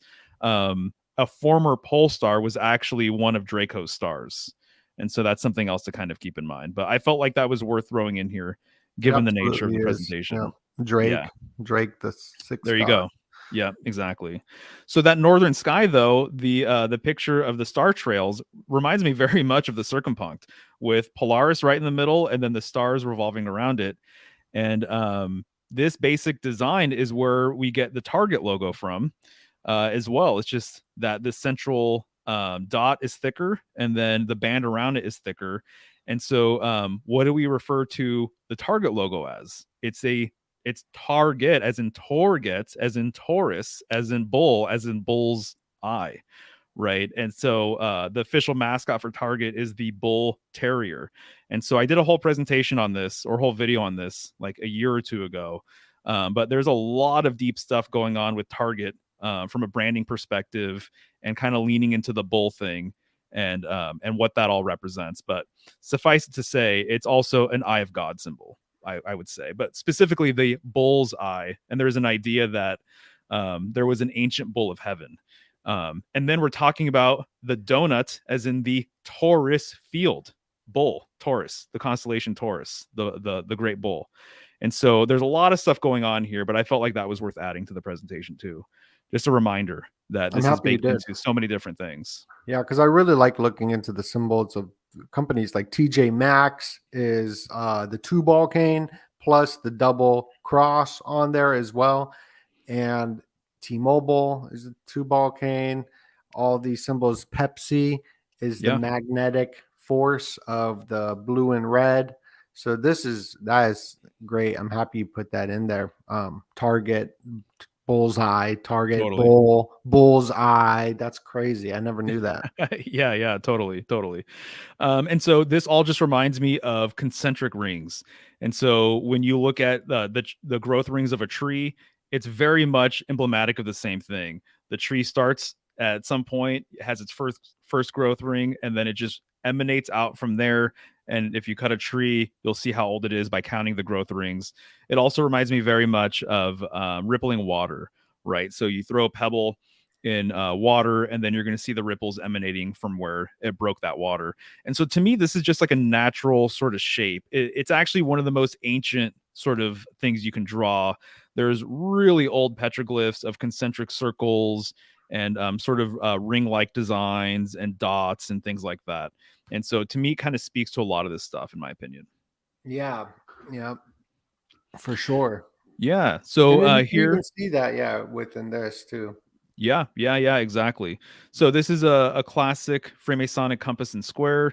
You see the G with an I right in the middle. I was just reading in one of my reference books, and it was saying that the G of Freemasonry is sometimes used as a symbol for Ursa Major, for rituals having to do with the northern sky. And so G is the seventh letter in the alphabet. Once again, Ursa Major has 7 stars. And as I was saying earlier, the compass is very much symbolic of the heavens. That's how they interpret it. And even that point of pivot in the compass is symbolically where Polaris would be. And here you see a circumpunct. You see some of the Wow. same symbolism, right? Wow. Fantastic find. Wow. Yeah, Yep. yeah, As above, so below. G's the 7. The 7, what we were just talking about. yeah, Also looks like the ripple where the dots here, yeah. and then the water going out. And then there's the Polaris or the circumpunct. Yeah, yeah. So the way I've been saying it is that I think a lot of Freemasonry is actually geocentric occultism. It has to do with a different way of looking at our reality, which has more so to do with this idea of a stationary Earth and an Earth that isn't round and spinning around and things like that. So it's an old ancient way of looking at everything. And so even to a G, I think of geocentric. Geo as an Earth. Right. Um, And also you probably heard about if you go to the letter Z, and then restart it, and then once you get to G, it'll be 33. That's right. That's right. I Exactly. think Isn't that's that pretty interesting? interesting. Yeah. Yeah, no, It all just 100%. works out perfectly like that. For sure, for sure, exactly. So here you Oh, see bricks. yeah, right, exactly right. We're gonna get into Florida. brick stuff. Yep. Okay. But also just notice before we get there, Yes. when you just look at a pyramid by itself, it looks to me like a mountain. And so to me, I think what we're dealing with at its core, like at the most simple sort of level, and I'm not saying I have all the answers when it comes to ancient Egypt and what these pyramids were used for and things like that, because I think there's a lot that we still probably don't understand about all of it. But when you look at the basic symbol of a pyramid, it reminds me quite a bit of a mountain. And if we're dealing with mountain symbolism, we're dealing with the world mountain, as in like a Mount Meru that exists at the center of the plain at the north that has 4 rivers emanating from it. Oftentimes, too, there's this idea of 4 winds being related to the north as well. So when I see this pyramid, I see a mountain made of bricks, a man made mountain. Okay. And so I just wanted to point that out before we got into anything else. But if you, Yeah. Well, I mean, like the volcano as well, right? yeah, absolutely. Pyramid, the fire, Yeah, yeah, pyro. exactly, exactly. So I think of mountain symbolism, and when you're dealing with mountain symbolism, you're dealing with transcendental stuff. You're dealing with ascension. You're dealing with this upward sort of momentum and movement, basically at its core. Wow. And I mean, I want to know more. I'm going to look into it. You're talking about the 4 rivers. yeah, That I don't know anything about that, so I'm excited to look deeper into oh, this. dude, yeah, it's very, very interesting, man, for sure. Well, this kind of gets into it a little bit. So Yeah, I this just noticed design, that. I said that I'm jumping ahead. You got the 4 right there, but yeah, continue. exactly. No, and so this is called a Sri Yantra. And so this is a design that's used for meditative purposes. It's an Eastern thing, but what you're seeing here is a 3D construction of a 2D design. I actually wasn't aware that there were 3D versions of this design until, like, I don't know, sometime last year. But notice that it points up, it builds upward just like a mountain. And you see that there's four what kind of look like tau crosses or T's coming from the four sides. This is what it looks like in a 2D version. And in my opinion, it's sacred center symbolism like all day long. That's what it's all about. And so Yeah. even in the 2D version, you see that dot right in the middle. And Hmm. so I just love this design for so many different reasons, but it's intended to draw you in. So it's almost like an expression of the cosmos kind of unfurling, or it's you going towards the sacred center of kind of everything. So it's both essentially. It's kind of like a toroidal field that way, where the torus field, there's a projective nature to the torus field, and then there's also a receptive nature to the torus field as well. But when you look at the 3D version, I just think it's really interesting that it basically is like a world mountain at the center of everything. That is very interesting. That is Yeah, wild. Wow. And it's also Hyperborea very much. exactly. Exactly. You Yeah, got it. that's Yep. so dope. Yeah, this is all ancient symbolism. That's it. That's it. Right. Exactly. And so the number four has a lot of things going on with it, having to do with the earth itself. So there's, as I already said, the four rivers emanating from the north, or the four winds coming from the four corners of earth. Four is related to like foundation, and related to stability and things like that. So yeah, earth symbolism as it relates to the number four. Yeah, you can get into that all day long for sure. Yeah, Tetra. Yep, that's right, exactly. Wow. And so it's interesting because we're opening up the brick topic here. And so this is the structure of Freemasonry. Oops. And it looks like it's creating some sort of hierarchy, right? Obviously. And so it looks like it's almost a world mountain itself, or a pyramid itself, or it's at least alluding to that, right? And so you have the different branches of Freemasonry, and then you also have that G in the sky with the eye, all of the different things that we kind of have been talking about already. But this structure here is made of bricks. And so for a while, dude, I really the brick thing eluded me a bit.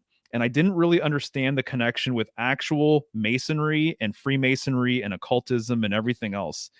But what I realized over time, and I have to give a lot of credit to this book called Babylonian Star Lore by Gavin White. And what he does is he goes through all of the constellations and he filters it through the Babylonian lens. So he lets you know what they thought of Scorpio or Sagittarius and how it's changed, in the modern context and everything else. And he fills you in on a lot of really interesting details about the signs. And he put something together for me that blew me away. And he said that the time of Gemini, in according to the ancient Babylonians, was referred to, its nickname was the brick mold. And so if you go to the next slide, it's just a really simple. Before we get there, I just wanted Oh, to. go I ahead. just noticed something weird because I was like, "Bro, that looked like an egg from far away, right?" But I was like, "I'm tripping." But it is a structure because look, this is hanging off of the egg, sort of. Ooh, So I bet you there's that's some intriguing. some egg Yeah, stuff. yeah, yeah, exactly. It reminds me very similar to like the tower that we were kind of talking about a little bit. Yeah, Just it's got. trying to connect with the heavens sort of thing. Yeah, And that's it's so the middle dope. way because you see that there's two pillars on the side of that little tower as well. Oh, there you go. Yep. Yeah. And Yeah. here's the three right there. Yeah. Yeah, Yeah. exactly. So Gavin White was saying that the Babylonians referred to the time of Gemini as the brick mold. And he was saying the reason why they referred to it as the brick mold is because this is when they would resume building projects. And this is when they would resume baking bricks out in the open sun. So symbolically, it was the end of the rainy season. So now they can bake bricks outside and they could start building different, buildings or structures or roads or whatever they were doing with these bricks.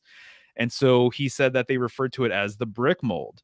And this opened up so much stuff for me because I then realized very quickly thereafter that I'm like, oh, well, there's multiple stories, multiple myths about hero twins, which that's kind of like a common sort of thing for world mythology, is that a lot of different pantheons have this hero twin sort of mythology where there's one twin that's good, the other twin that's bad, or sometimes they're brothers, like Cain and Abel, right?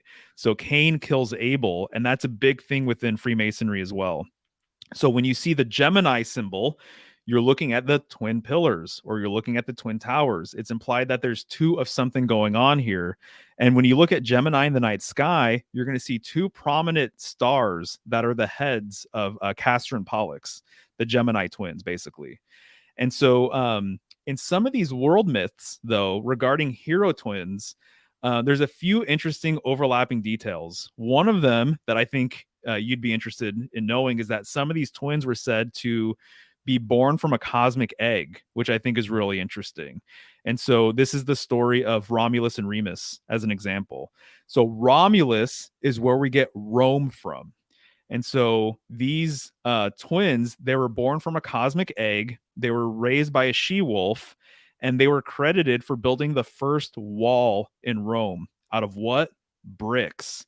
And so here you have twins, Gemini, being associated with brick making and using bricks to build walls and other structures and stuff.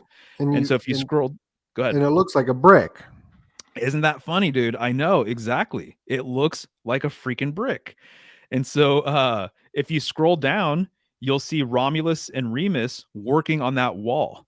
So this is them constructing that wall out of bricks.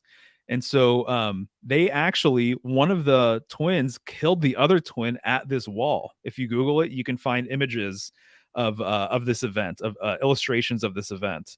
So my head was spinning, and I'm just like, wait a second. Now what's Gemini this right here? Because I just saw it in Hollywood, someone wearing a lion hat. Interesting. Like I didn't know if you knew off the top of the head. I don't know off the top of my head, but that is one of the twins, though. And so that's one of the twins. Okay. Yeah, so that's one of the twins. He has what looks like a square in his hand, and then you see the other twin, and he's holding that tool on the right-hand side. Yep. Interesting. And then you see the other twin right there. He's holding that tool. He's looking down. This right kind here? of. Yep. There the guy he with is. the cheeks. Yeah. You know it, dude. Okay. Yeah, exactly. All the old paintings, there was full of boobs and cheeks and wings. You're right. Yeah, exactly. I wonder if this is Mercury right here. Well, I'm glad you said that, to be honest, because Gemini is ruled by Mercury. And what is Freemasonry? It's a mercurial system. It's Hermeticism, Hermes Mercury, Thoth, So they have a big reverence in Freemasonry with Mercury. And therefore, too, I think Gemini symbolism is a big part of Freemasonry that people actually are. It's kind of like a hidden sort of thing, but it's kind of in your face when you know what to look for. And so notice also that they refer to each other as brothers, right? The Lovers card is ruled by Mercury and used to be called the Brothers card. And so brothers, the brick mold, Gemini, twins, them building the first wall, it's all right there.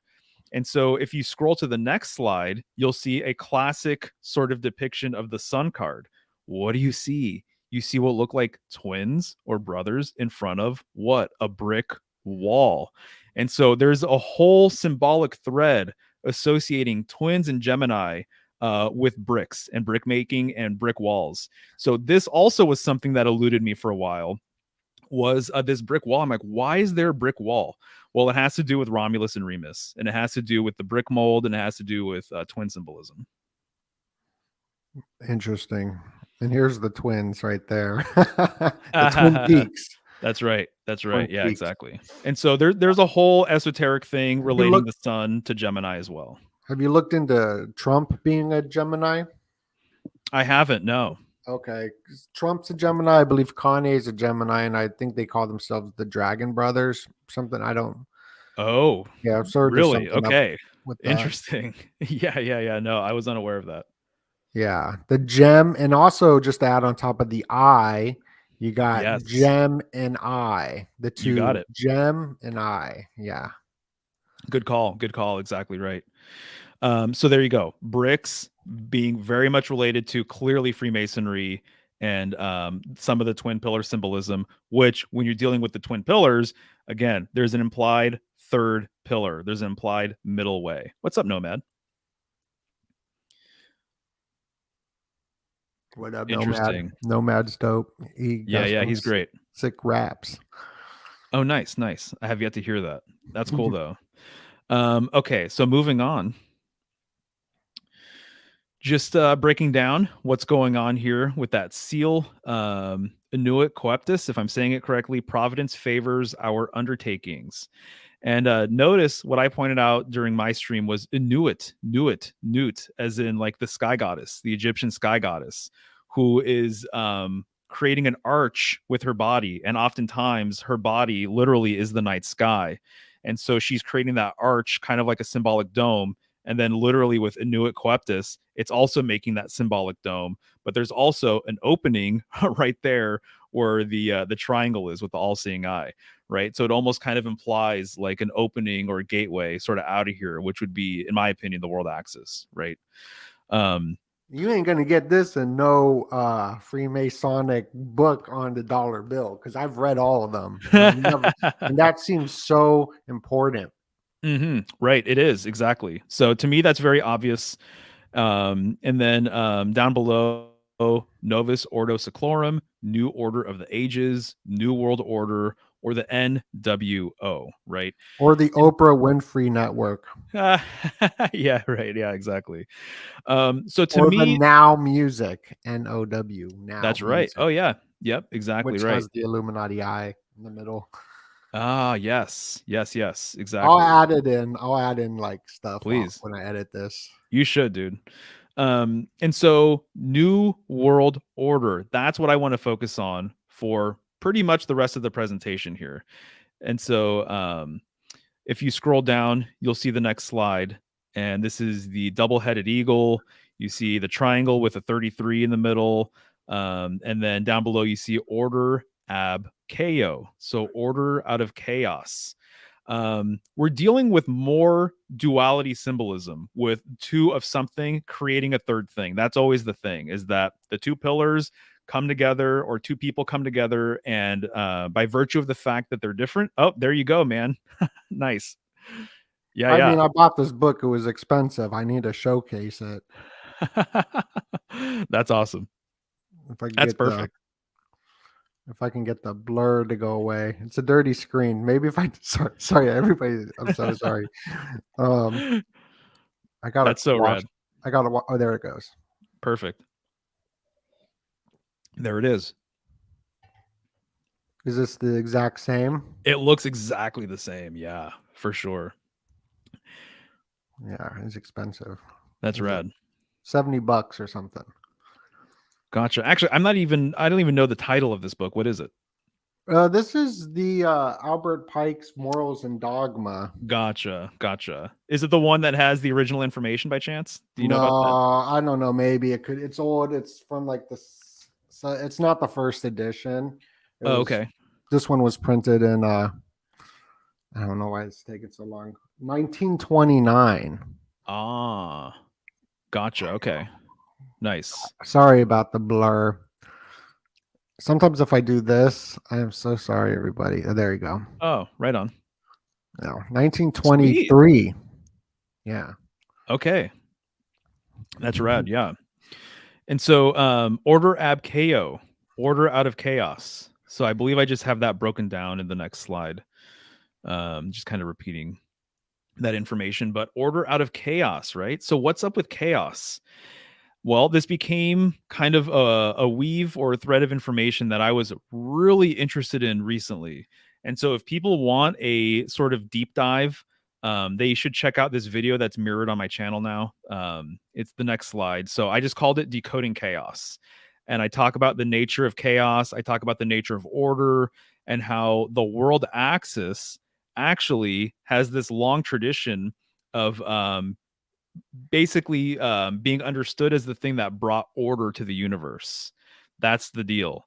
And so I get into that in this presentation, that literally the world axis is what separated the elements and what gave us space and what gave some sort of stability to the universe, because everything now had something to revolve around. So it actually brought balance to everything.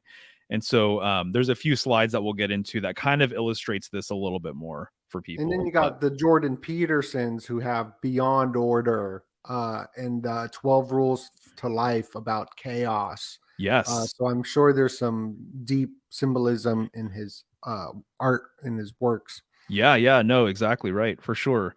So this is another Freemasonic illustration that I've gravitated towards over the last handful of months. It's called the Weeping Virgin. It encodes so much stuff. I keep on referring to it.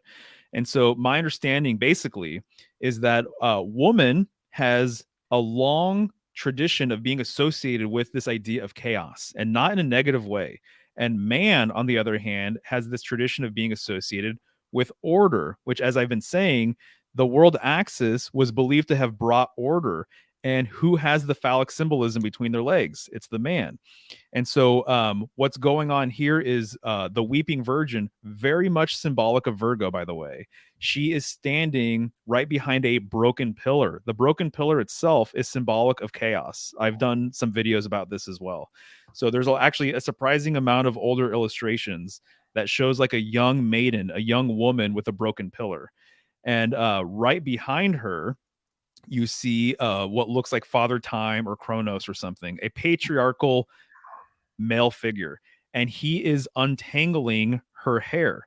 And so this is symbolic of God untangling the elements, untangling what's sometimes been referred to as like a chaotic heap. And so the idea was that the early universe had all of the elements that we have now, but everything was kind of in this substance or this fluid. And it was an amalgamation of all of these things together. And there was no separation between anything. And so what happened was the world axis, symbolic of God and of the northern symbolism that I keep on going on about, that the world axis is actually what separated everything so that the elements actually had space to do their thing. And so that we actually had a place to build and live and for things to grow and everything else. And so when you see Kronos separating her hair, it's symbolic of God separating those elements. And so he's actually creating order out of chaos. Her tangled hair is symbolic of chaos. Wow. Yep. You got the 3 steps too, and this Yeah, makes a pyramid if you kind of look at it that's from afar. very good. Yeah, exactly. Yeah, you You got it. also got the hourglass of time, which was like an old Masonic thing that's not really popular anymore. Right, exactly. So I didn't include it in this presentation, but there's a number of illustrations that show like a godlike figure, and he's separating the above and the below. His hands are out, he's making the as above so below gesture. And I think Right. that that's what it's ultimately representing, is that he's separating the above and the below, but he's also connecting the above and the below. And so if people are interested in that, like I said, they can go to my presentation or they can look it up themselves. But what I have here in the next slide is the magician card. So I've been talking about the number one, the $1 bill, the single pillar, the world axis, the central pole. And what do you see right behind the magician? You see a central pole. This is a direct reference to the world axis, in my opinion. And so it's not uncommon for the magician to be making this as above, so below sort of gesture as well. So all of the classic sort of things are there. You have the world pillar behind him, you have kind of serpentine symbolism above, and then you even have the wings coming off of like a disc up top. And so once And again, that one too, you probably already said that, but yep, from the you got the beginning of the one. presentation. Exactly. And then you'll see that there's the symbol for Mercury, because the Right magician, here?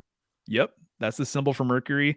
The magician corresponds with Mercury, and Mercury is the messenger of the gods. And how does he get from place to place? Via the world axis. And so you see that his feet have really exaggerated wings actually coming off of it from like the ankle type area. And so he is a traveler. He's a messenger. He goes from place to place, and he's able to control the elements at his will. That's kind of what some of the symbols around him represent. The And four the elements. Masons are known as the traveling men. Yes, exactly right. Yep. So they're very Mercury like based. Absolutely. They're mercurial. And so the Mercurial. whole thing with being mercurial is that you're embracing your feminine and you're embracing your masculine, your internal masculine and your internal feminine. You're embracing your light and you're embracing your shadow. You're embracing your positive and the negative sides of you. You're embracing the whole spectrum essentially. Um, and that is kind of the mercurial way, is almost the middle way. You don't want to be stuck in the black and you don't want to be stuck in the white. You don't want to be stuck only thinking one kind of way. That's too rigid. So the magician is really able to do its thing because he's more malleable and he's more flexible and he's able to be what he needs to be whenever the moment comes for whatever he wants to accomplish. Essentially, is how I You look at think there's a connection to MAGA and MAGUS, like Make America Great? it. Yeah, Or I think so. Yeah, if yeah, there was a I think so. connection, what would it be? Off the top of my head, I'm not sure, but the magician has a lot to do with Doesn't this look manifestation. like it's a Trump behind it It too? does say Trumps. It says Trumps. Yeah, Yeah. exactly right. Is Yep. that like, why does it say Trumps? I mean, right there is like another side that I'm not like stretching. No, no, no. The Trumps are just a reference to the major arcana cards. That's So crazy, they're, bro. It says dude. Trumps right there. I didn't even see that. Oh yeah, no, but you're totally right, dude. MAGA, Magus. I think of magnetism. I think of magnification.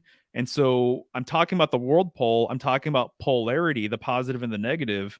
A lot of the magician's magic has to do with understanding how magnetism works, as in how to attract things to you and how to repel things away from you as well, and understanding your polarity. So that's the deal. But yeah, no, you're not far off with any of the stuff, dude, at all. And this Hebrew letter, I believe, is vet, because I could read Hebrew actually.